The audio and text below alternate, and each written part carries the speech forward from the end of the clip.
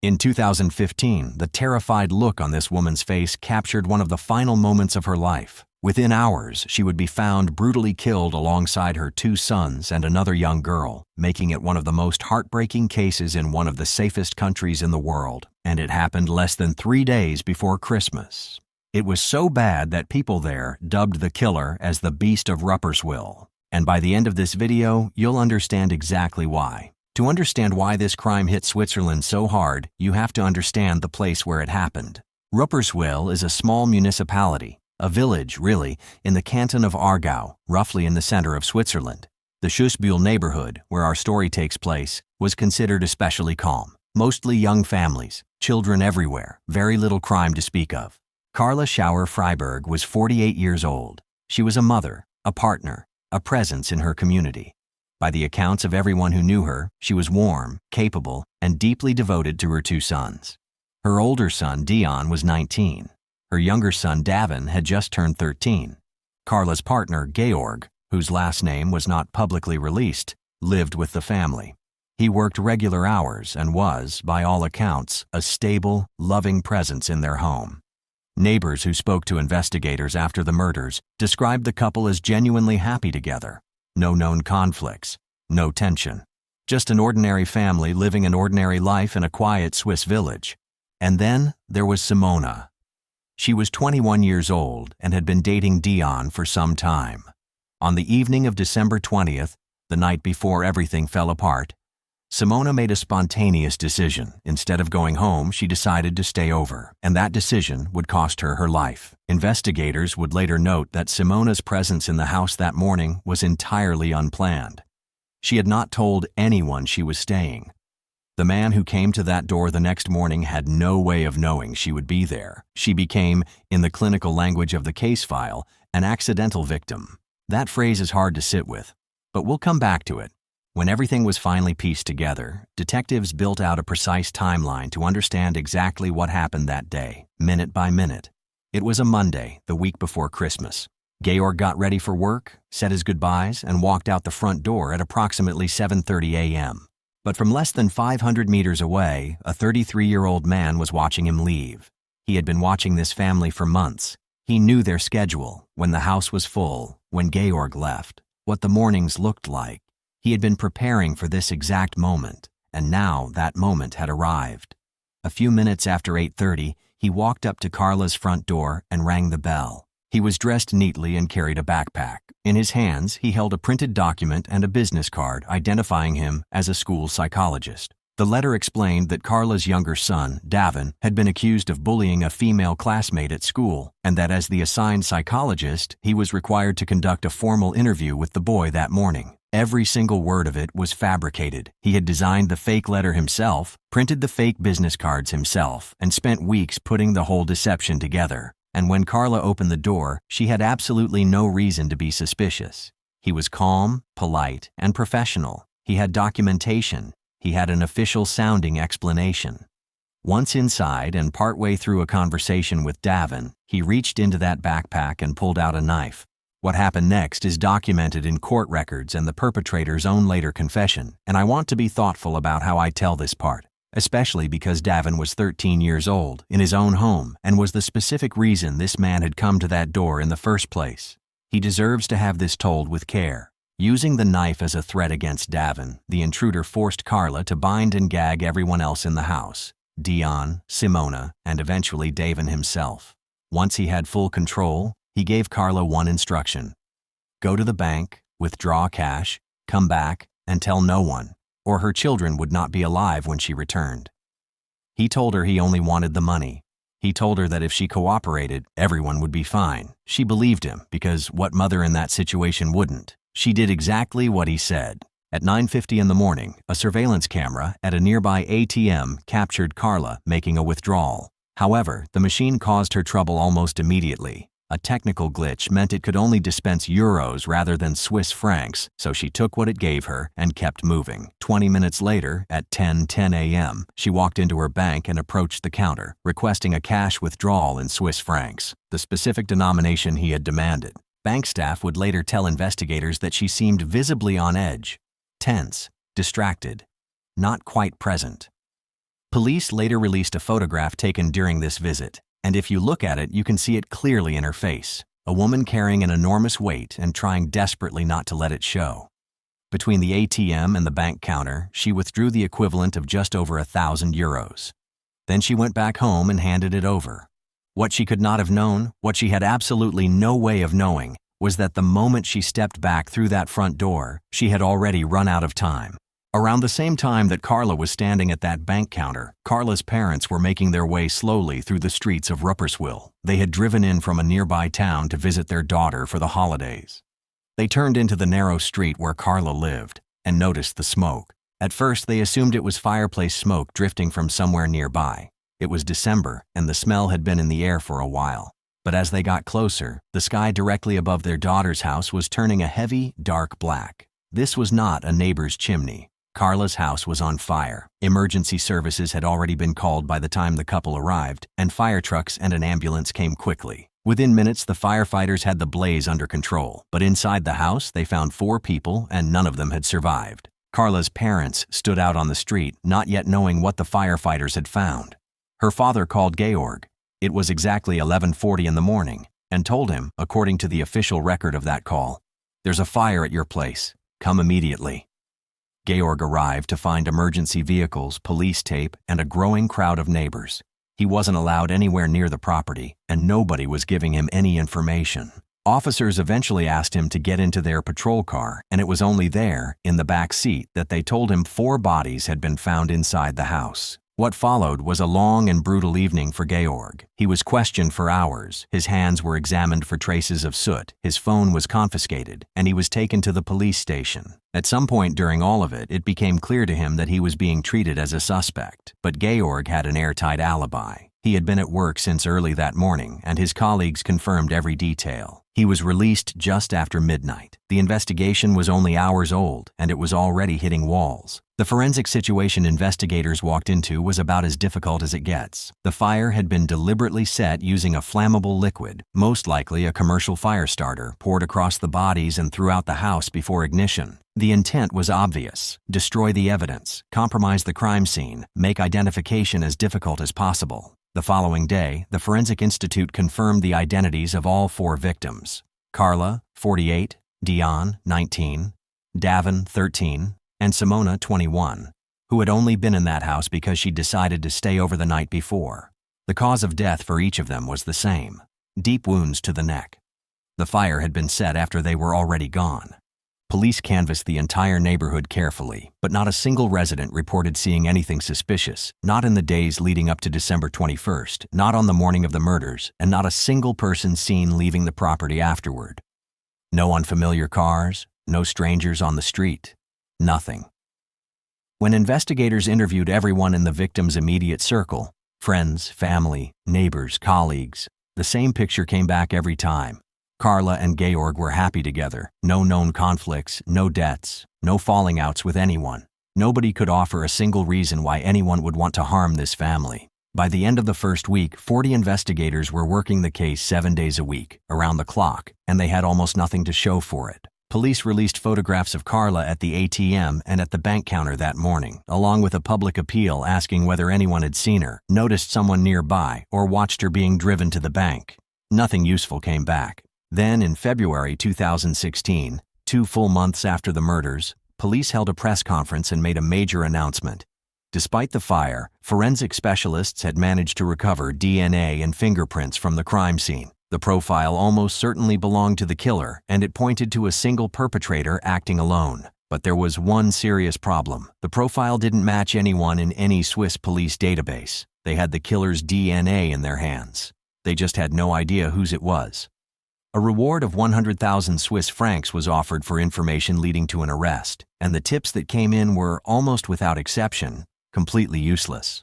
The case was in serious danger of going cold. This is the part of the case that I find genuinely remarkable, because what ultimately cracked it open wasn't a dramatic witness confession or a lucky forensic discovery. It was a theory, a data request, and one very telling gap in a phone record. Here's how investigators started thinking about it. This crime was far too well planned to be random. The fake business cards, the forged letter, the precise knowledge of Georg's schedule, the awareness of who was in the house and when, Whoever did this had done serious preparation, which meant he had very likely been physically watching the family for some time before December 21st. And if he'd been watching them in person, there was a reasonable chance he'd also looked them up online at some point. But before we get into that, I actually want to give a quick shout out to this comment from one of our videos, because that's how this case came to our attention. And if there's a case you think needs to be heard, don't be shy. Drop it in the comments below. Okay, back to the case. Investigators sent a formal request to Google, asking for the IP addresses of anyone who had searched for information connected to the victims in the weeks and months before the murders. Google provided the data, and investigators filtered it down to addresses within close proximity to the crime scene, working on the theory that someone surveilling the family on foot probably lived nearby. That narrowed the field considerably. Then they turned to mobile phone data, and this is where the approach became genuinely clever. On December 21st, roughly 30,000 phone numbers had logged connections to cell towers in the Shusbiel area, everyone in the neighborhood plus anyone driving through. But investigators weren't just looking at who was there that day. They wanted to know which phones had been registering near Carla's house consistently in the days and weeks before, and which of those phones had suddenly gone silent on December 21st itself.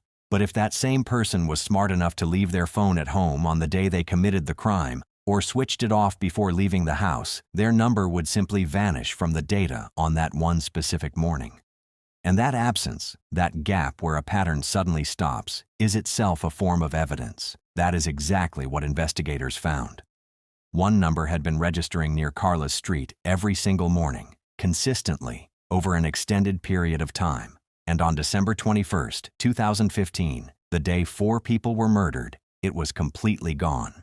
The number was registered to a 33-year-old man who lived less than 500 meters from the crime scene. Knowing who the suspect probably was and actually being able to prove it were two entirely different problems. Investigators couldn't simply knock on his door and ask for a DNA swab. The moment he knew he was a suspect, he could run, destroy evidence, or get a lawyer and go silent before there was any chance of building a solid case. They needed his DNA without him ever realizing what was happening, and they needed to get it in a way that would hold up legally. So they came up with a plan. Officers set up what looked like a completely routine roadside sobriety checkpoint in the neighborhood, the kind of standard traffic stop that happens regularly across Switzerland and raises no suspicion whatsoever. When the man drove through, which was entirely predictable given that he lived just down the road, officers flagged him down calmly and asked him to breathe into a breathalyzer.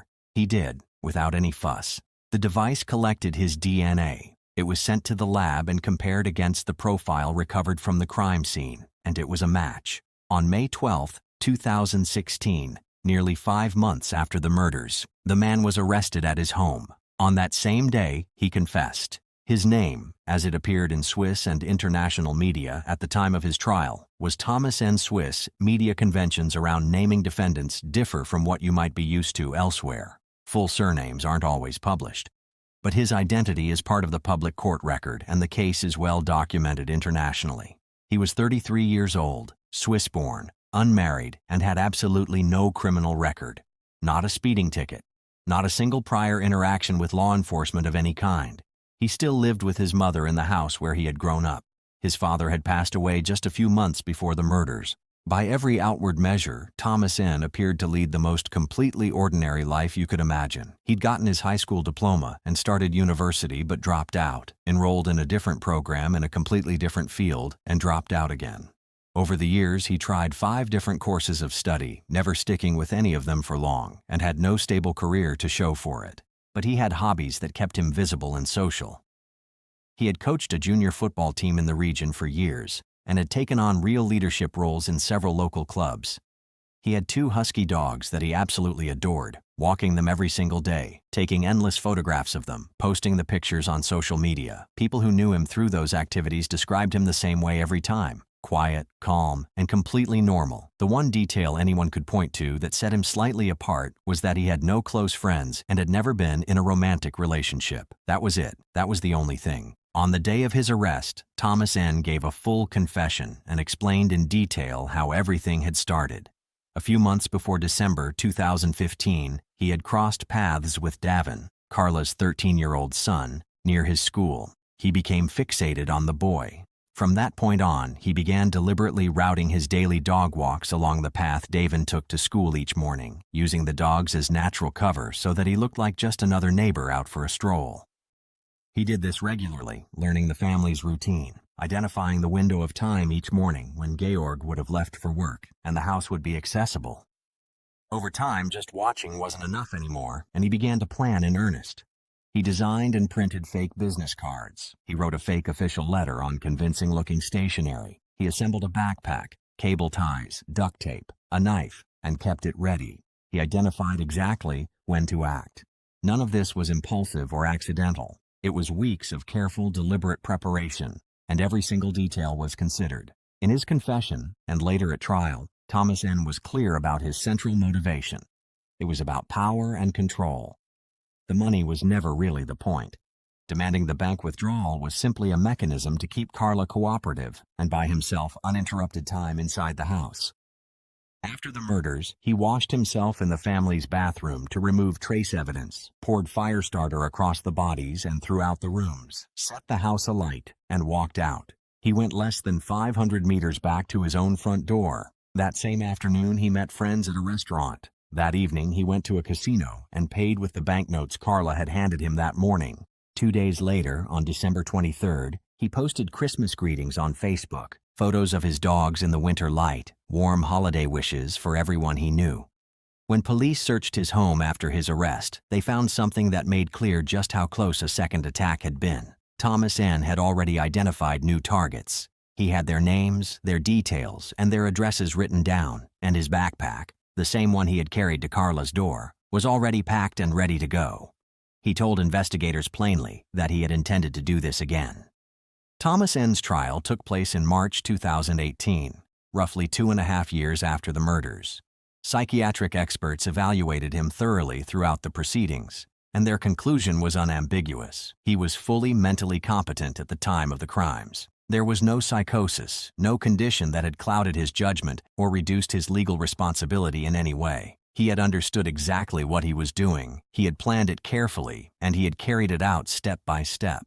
The court found him guilty on all charges and sentenced him to life imprisonment, the most serious penalty available under Swiss law. It's worth explaining briefly how that works in Switzerland, because it's a little different from other countries. Life sentences there are not automatically permanent and do come with a mechanism for review. However, for offenders who are assessed as posing a continuing danger to the public, courts can impose an additional designation called indefinite incapacitation, which very significantly limits any future prospect of release, given the deliberateness of the planning, the nature of the crimes, and Thomas N.'s own stated intention to reoffend. This case was treated with the full weight of the Swiss judicial system. His arrest and the details that came out at trial shook Switzerland deeply. The country simply isn't accustomed to crimes of this scale, this coldness, or this level of calculated violence against an ordinary family in a safe, quiet neighborhood. For many Swiss people, Rupers became one of those before and after moments in the national consciousness, a date that changed how people thought about safety in their own communities. In 2018, the same year the verdict came down, Carla's partner, Georg, published a book. Its title, translated from German, is Forever: The Inconceivable Act of Rupers and Its Consequences. He wrote it as an attempt to make sense of something that resists making sense, to document what December 21st felt like in real time, what the months and years afterward actually looked like, and what it means to try to survive a grief with no clean edges, to lose your partner, her sons, and a young woman you knew, all in a single morning while you were at work, to arrive home to a police cordon, to be questioned as a suspect, and to be told in the back of a patrol car that the people you loved were gone.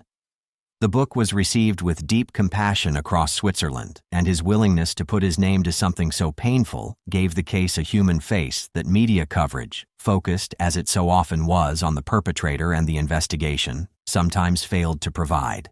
Because here is what matters most at the end of this story. Carla was 48 years old, a mother who walked calmly into a terrifying situation because she believed that doing so would keep her children alive.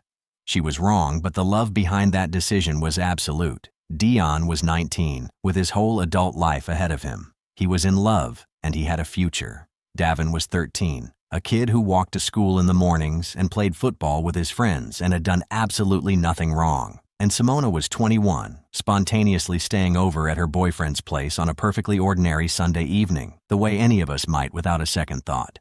These 4 people are the center of this story, not the man who took their lives. What stays with me about this case, what I keep coming back to, is the investigation itself, and specifically the creativity it required to get there. Think about where police started. A crime scene deliberately destroyed by fire, no witnesses, no known motive, a perpetrator with no criminal record and no prior connection to the victims, and a DNA profile that matched nothing in any database. 40 investigators working around the clock for months and for a long time, getting nowhere. The case very nearly went cold, and then the break, when it came, didn't look like anything you'd expect. It wasn't a witness coming forward or a tip line call or a surveillance camera. It was the absence of a phone signal, the fact that a device had been registering near that street every single morning and then simply wasn't there on the one morning that counted most. That gap in the data, that negative space where a pattern suddenly stops, turned out to be the thread that unraveled everything. Add to that the decision to collect the suspect's DNA through a fake sobriety stop rather than alerting him prematurely, and the coordination between forensic specialists, telecom data analysts, and officers on the ground. And what you have is an investigation that, despite enormous obstacles, refused to give up. It took 5 months, but it worked, and 4 people who deserved justice got it. If this case has stayed with you, if you're thinking about Carla and her sons, about Simona, about Georg sitting in the back of that police car on a December afternoon being told his family was gone, that's exactly the right response. Let it stay. Sadly, horrifying cases like this, even in some of the safest parts of the world, are nothing new. We've covered several tragedies just like this, where the violence came as a complete shock and no one ever saw it coming. One of those chilling examples is the Flagtiff family massacre. In 2003, this family vanished from their own home, and for months, no one knew where they had gone. Not even their surviving son, living far away, could imagine the horror that had befallen them. Strangely, the town didn't mourn. It whispered. They disliked this family. Some said they loathed them, and as the days stretched on, the mystery grew heavier, darker. 150 days later, the truth finally emerged. They were found burned and buried near their chalet. What began as a disappearance had become something far more sinister. So the question is, who could commit such a crime? And why had so many turned against this family before it even happened? Before we dive into the investigation, let's talk about who the Flagtiffs really were, because they deserve to be remembered as more than just victims. 41-year-old Xavier Flagtiff was a man who lived large. Born in northern France, he moved to the alpine village of Legetz-Bonan in 1999 with big dreams and even bigger ambitions. A self-made property developer, Xavier had a beautifully simple business strategy.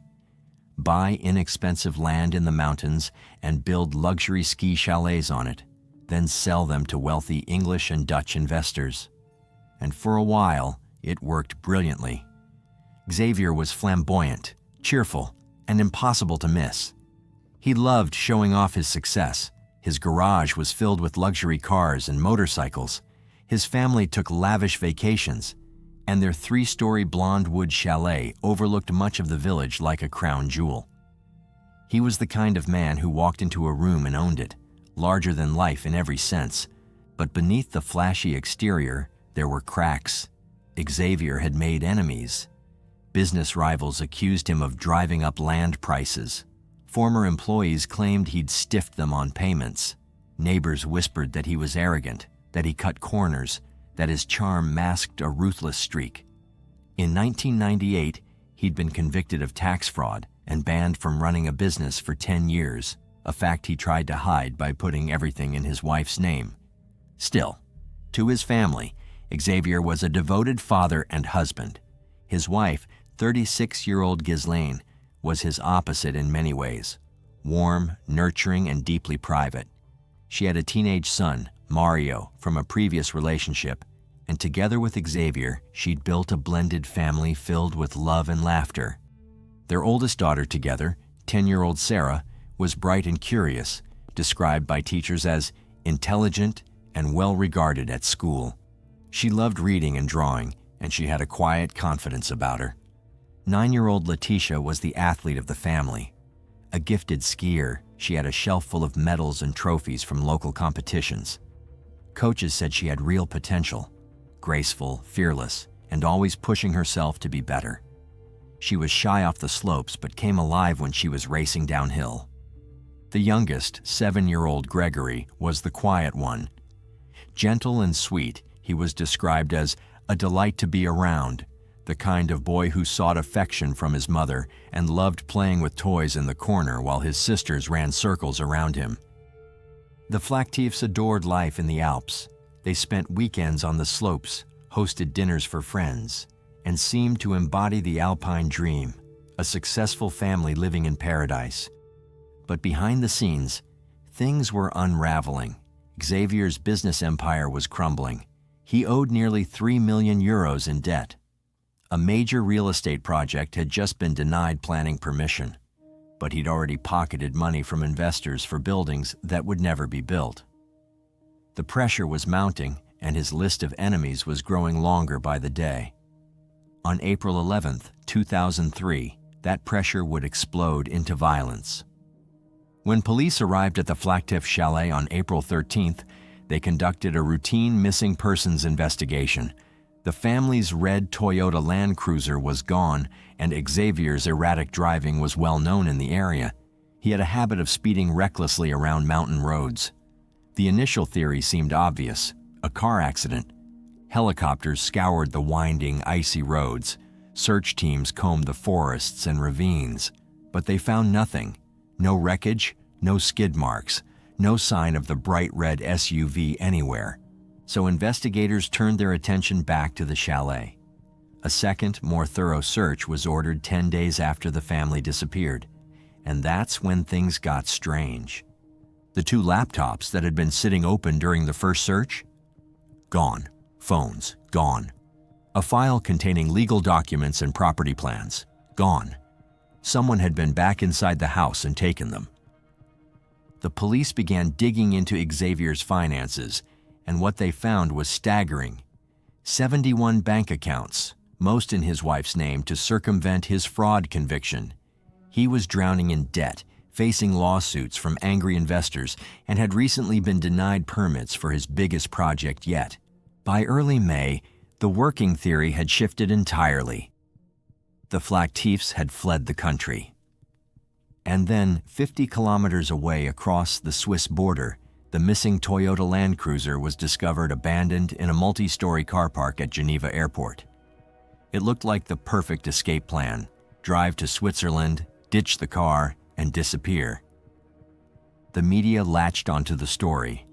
Headlines painted Xavier as a charismatic con man on the run, a modern-day swindler who'd skipped town to avoid his creditors. French news crews descended on Leguet Bonan, interviewing neighbors and former business partners. At one point during the investigation, they interview a neighbor who has a lot to say about the Flaktief family. Bon, moi, c'est soit que c'est lui qui est parti, ou alors c'est vraiment des gens qui l'ont... Et puis que... Je sais pas ce qui s'est passé, quoi. Ça s'est pas mal passé, quoi. But Mario Blanc, Ghislaine's teenage son, refused to believe it. He insisted his mother would never leave without telling him. She called him every single day. She would have found a way to warn him, to explain, to say goodbye. Something was wrong, and Mario wouldn't stop saying it. On May 23rd, more than a month after the family disappeared, police launched a third, far more intensive search of the chalet. This time, they brought in forensic specialists. The evidence crew moved through the house inch by inch, photographing, swabbing, collecting, and they began to find things the naked eye had missed. Scattered throughout the children's bedrooms, buried between the slats of the floorboards, were minuscule fragments of what looked like sharp porcelain. One detective described it as though very thin glass had splintered. But when the particles were analyzed in the crime lab, the truth was far more disturbing. It was tooth enamel, microscopic fragments of children's teeth. Beneath a curtain in the living room, investigators found a single-spent 6.35 millimeter shell casing. There were no bullet holes in the walls, No obvious signs of gunfire. But someone had fired a weapon inside this house. And then there was the carpet. On one of the staircases, a small square had been neatly cut out and removed. Why? What had it been hiding? The forensic team noted that the entire chalet had been meticulously cleaned, scrubbed, wiped, sanitized. But upon closer inspection of surfaces and floorboards, they found tiny brown flecks that looked like traces of dried blood. It was becoming clearer. This was not the home of a family who had fled. This was a crime scene. The following day, a specialist forensic unit arrived with something revolutionary, a substance called Blue Star. Blue Star is a luminol-based spray capable of detecting even the faintest traces of blood, revealing stains that have been thoroughly cleaned and washed away. Its extreme sensitivity allows it to detect blood diluted up to 1 part in 100,000. When sprayed on a surface, it reacts with the iron in hemoglobin and glows bright blue in the dark. The forensic team sprayed the interior of the Flaxteef chalet and turned off the lights. The kitchen lit up like a Christmas tree. Blood everywhere, on the walls, on the floors, on the tables, by the children's beds. Drag marks in blood leading up the basement steps. The beautiful Alpine chalet had been the site of unspeakable violence, and someone had gone to extraordinary lengths to scrub it clean. The case was no longer a missing persons investigation. It was a murder inquiry. Forensic analysts worked around the clock processing over 1,000 pieces of evidence collected from the chalet. Blood samples were sent to the lab for DNA testing, and the results confirmed what investigators feared. Blood from all 5 members of the Flaxteef family was present: Xavier, Ghislaine, Sarah, Letitia, Gregory. But there was something else, a 6th DNA profile, blood from an unknown contributor found in both the chalet and inside the abandoned Toyota. The French media dubbed it La fameuse sixième trace, the famous 6th trace. Was this person an additional victim, or were they the killer? By now, 80 members of the French police force were involved in the case. Helicopters continued searching caves and waterways. Sniffer dogs combed the forests, but no bodies were found. Police began collecting DNA samples, starting with remaining family members and working outward through neighbors, business associates, and former employees. More than 300 people provided saliva swabs. Everyone cooperated except one person. 31-year-old David Hotyat, a local mechanic and neighbor of the Flaxteefs, flatly refused. Look familiar? You've seen him before. In that earlier interview, he and his wife didn't hide their contempt for the Flaxteefs. David and his partner, Alexandra Lermite, were tenants in one of Xavier's chalets. They'd appeared on French television shortly after the disappearance, openly expressing their disdain for Xavier. But it was something David said to the reporter that caught investigators' attention. There may have been carnage in there. This was days before any blood had been discovered. How did he know? Detectives had already been watching David closely. They'd tapped his phone weeks earlier and heard him telling Alexandra he was going to refuse the DNA test. His behavior was suspicious. He'd been using binoculars to watch the forensic team's work at the Flaxteef home, obsessively tracking their progress. When police told David that refusing to provide a sample made him look guilty, he finally relented. 48 hours later, the results came back. It was a match. David Hotyat's DNA was the 6th trace. Now, investigators had their prime suspect, but they didn't move immediately. They wanted to be certain Alexandra Lermite was involved, as they suspected. So they continued tapping David's phone. On August 14, 2003, 4 months after the family vanished, they intercepted a chilling conversation between the couple. Alexandra told David she hadn't been feeling well since April. What happened in April? David asked carefully. We should be careful, Alexandra replied. Our lives could be ruined all of a sudden. Over the following weeks, more intercepted calls implicated another local couple, Stefan and Isabelle Courgeot. David and Alexandra were worried the Courgeots wouldn't keep their mouths shut. On September 16th, police made their move. David was stopped on his way to work, pulled from his car, and arrested for murder. At the same time, officers raided his home and arrested Alexandra. Their 2 young children were taken into protective custody. Stefan and Isabelle Courgeot were arrested hours later, suspected of helping cover up the crime. Faced with the DNA evidence, David Hotyat cracked within 30 minutes of questioning. He confessed that he'd gone to the Flagtiff Chalet on April 11th to discuss money Xavier owed him, a few €100 for odd jobs and cleaning work Alexandra had done. According to David, it turned into a heated argument. He'd brought a pistol for intimidation, he claimed, but the gun went off accidentally, killing Xavier instantly. In a panic, David said, he decided to eliminate the witnesses. He shot each member of the family one by one, wrapped their bodies in the bed sheets from upstairs, and loaded them into the Toyota Land Cruiser. He scrubbed the house clean, collected several canisters of petrol, and drove 10 kilometers to the woods near the village of Thonis. There, he said, he burned all 5 bodies to destroy the evidence. Then he abandoned the car at Geneva Airport to make it look like the family had fled. David claimed he'd acted alone. Detectives couldn't believe what they were hearing. This man had wiped out an entire family, 3 young children included, over a few €100? But something troubled them about his confession.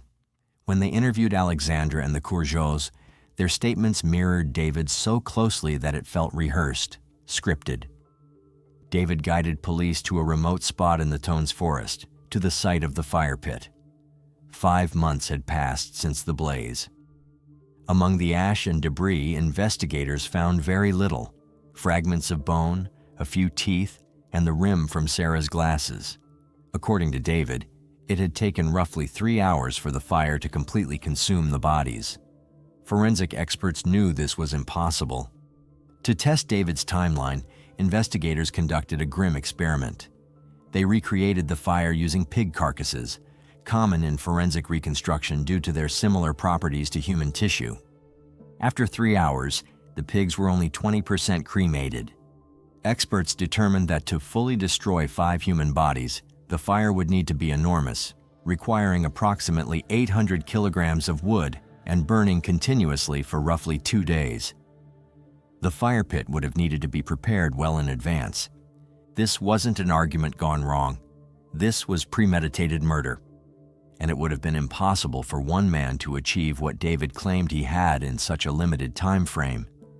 Moving 5 bodies alone, dragging each of them into the forest, gathering nearly a ton of wood, tending the fire for 48 hours, cleaning every surface of the chalet so thoroughly that only Blue Star could detect the blood. David Hotyat could not have acted alone. With this new evidence, the accomplices began to talk, and what they revealed was far more sinister than anyone had imagined. As it turns out, David Hotyat and Xavier Flagtiff had once been friends. Both were from northern France. Both had modest upbringings. But Xavier seemed to accumulate wealth effortlessly, while David struggled to make ends meet. What began as admiration quickly curdled into bitter jealousy. David and Alexandra grew obsessed with the Flagtiff's lifestyle. The luxury cars, the large chalet, the ski trips, the designer clothes. They resented everything the family had that they didn't. And they weren't alone in their hatred. Stefan and Isabelle Courgeot, another couple from the north, had also been lured to Les Gesbonantes by Xavier's promises of an alpine dream. Like David and Alexandra, they felt cheated and disillusioned. The 4 became close friends, bonding over their mutual disdain for Xavier. It started as casual gossip, complaints over drinks, jokes about how satisfying it would be to see Xavier taken down a peg. But then the jokes stopped being funny. They turned serious. The 4 began sabotaging Xavier, graffiti on his properties, siphoning gas from his cars, and eventually, arson. David and Stefan set fire to one of his chalets under construction. According to Alexandra, The situation escalated in January 2003 when David watched a documentary about Alfredo Stranieri, an Italian serial killer who murdered victims he met through classified ads to steal their property. After watching the program, David became fixated on making the Flaktiefs disappear. "Stranieri is an idiot," he told Alexandra. "He got caught because he buried the bodies. They won't find anything at my place because I'll burn them." The murders were meticulously planned over months. Stefan later revealed that the original plan was to kill the family on April 9, 2003, 2 days before it actually happened. The plan was brutal. Stefan would strangle the children with a rope, and David would shoot the parents with a pistol. But when the two men arrived at the Flaktief chalet that night, Stefan lost his nerve. He couldn't go through with it. An argument erupted, with David accusing Stefan of cowardice. David rescheduled for April 11th, and this time he went alone.